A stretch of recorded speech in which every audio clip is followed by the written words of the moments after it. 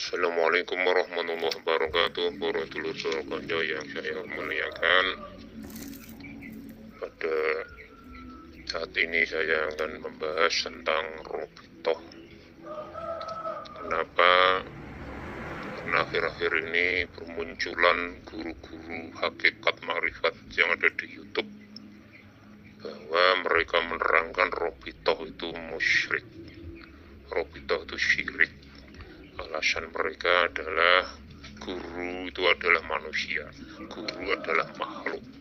Jadi kita tidak boleh berrobitoh pada makhluk, tapi langsung pada Al-Khaliq, pada Allah.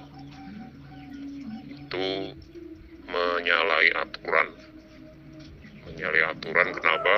Allah sendiri sudah menegaskan, sudah menyuruh kita semua untuk berwasilah. Sebagaimana dawuhnya dalam Al-Quran, ya ayyuhalladzina amanu taqullaha wabtaghu ilaihil wasilah. Itu pertama. Yang kedua itu cacat logika. Gimana yang buat saya cacat logika pemahamannya? Kita dengan Allah itu beda dimensi. Bagaimana seorang yang beda dimensi bisa langsung ketemu?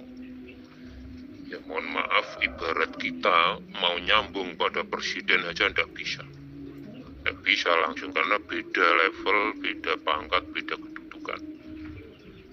Harus pakai robitoh, pakai lantaran, yaitu para pegawainya, para petugasnya. Itu gambarannya begitu. Lalu apa sih yang dikatakan atau yang dimaksud robitoh mursyid atau guru mursyid itu? Ini ada keterangan di kitab Tanwirul Qulub dalam 512. Robitotul mursyid wahia muqabalatu qalbil muridi bi qalbi syekhihi. Memakan yang dinamakan robitoh pada guru mursyid itu, murid menghadapkan hatinya ke hatinya guru, disambungkan guru, hatinya murid disambungkan ke hatinya guru. Bahifdhu syuratihi fil khayali walau fi ghaibatihi.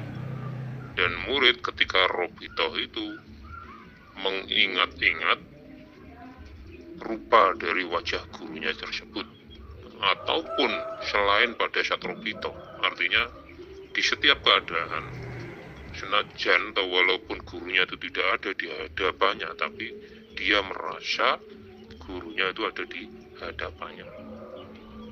Wa mulahadzatu anna qalba syaihi kal mijabi yunzilul faidha min bahri al-muhiti ila qalbil muridil murabiti. Dan selalu melirik bahwa hatinya syekh itu ibarat talang yang mengalirkan suatu keberkahan, atau ibarat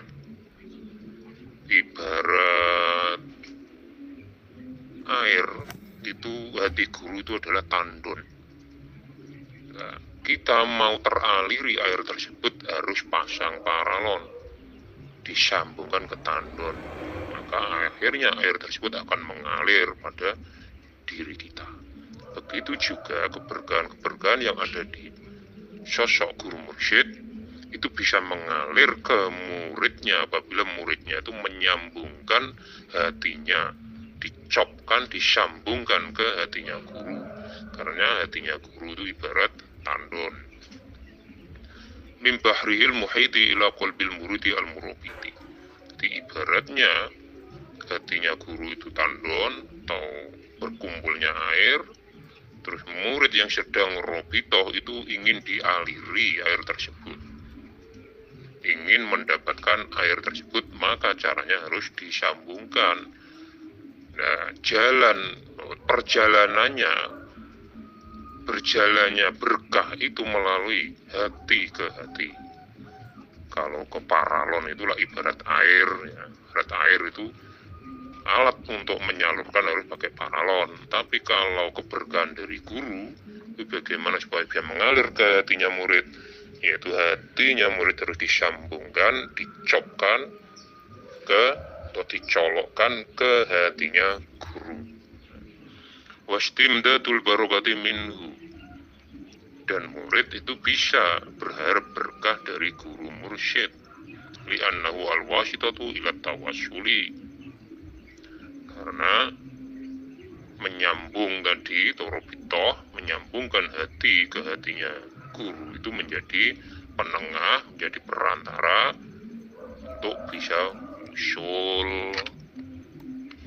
Wala yakhfa ma fi dzalika minal ayati wal hadisi, dan tidak samar lagi membahas soal robitoh.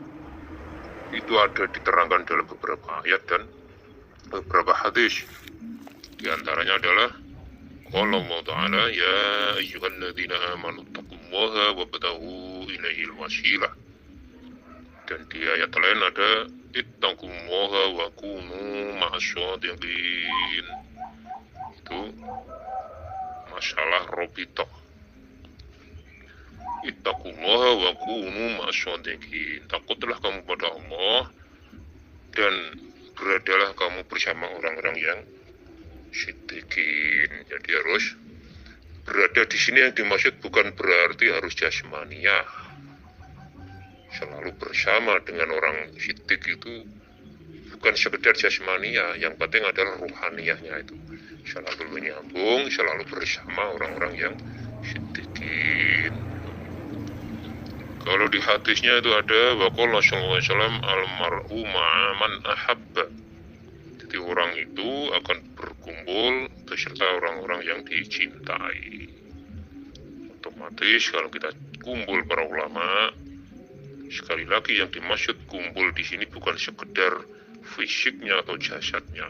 Yang terpenting lagi adalah hati atau ruhaniyahnya itu berkumpul. Caranya gimana? Ya diantaranya tadi, diantaranya robitoh guru mursyid itu untuk menyambungkan, untuk mengumpulkan hati ke orang-orang soleh. Almarhum ma'aman ahab rawahu syaikhani wa ghairuhuma.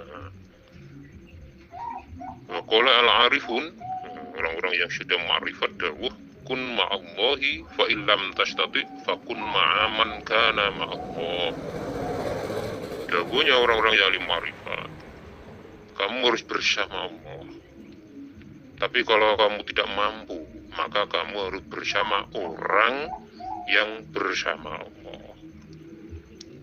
Jadi sekali lagi, yang dimaksud bersama di sini adalah bukan sekedar jasadnya, bukan sekedar fisiknya, yang terpenting adalah ruhaniyahnya atau hatinya. Itu yang harus bersama orang-orang yang bersama Allah, artinya orang-orang yang sudah dekat dengan Allah.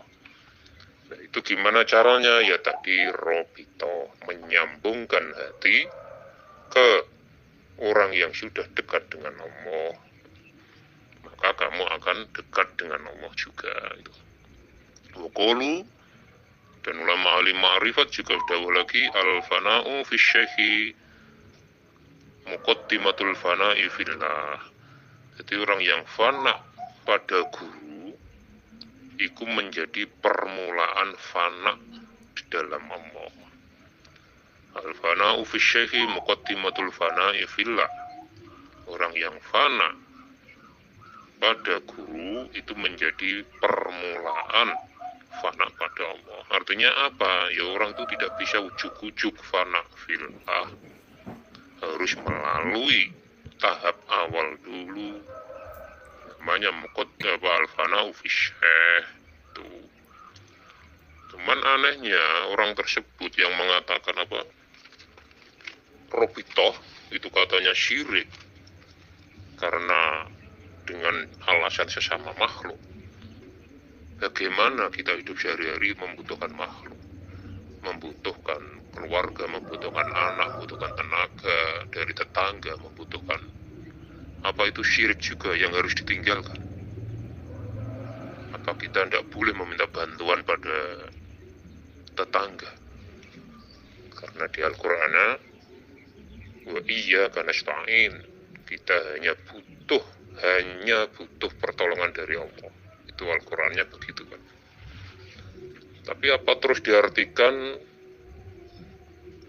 atau dipraktekkan terus kita itu tidak butuh minta tolong pada tetangga.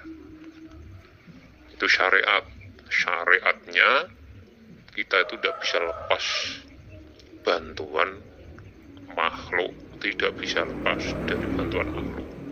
Jadi jangan coba-coba mengingkari wasilah, itu tidak penting, bahkan sampai dituduh musyrik. Ya, hati-hati. Apalagi dia sampai berkomentar, saya sudah cari, saya ubek-ubek di Al-Quran, Robitoh itu tidak ada, katanya begitu. Mohon maaf, itu mungkin ngubeknya kurang teliti, kurang santai, mungkin tergesa-gesa. Al-Quran itu ribuan ayat, ya Kang. Al-Quran itu ribuan ayat. Jangan Anda mengklaim sudah mengubek-ubek Al-Quran, di situ tidak ada istilah Robitoh. Ini saya tunjukkan, di dalam surat Al-Kahfi ada, di dalam surat Al-Qasas ada, di dalam surat Ali Imran ada. Tapi cari sendiri. Sudah saya tunjukkan suratnya biar mau buka Al-Quran ya.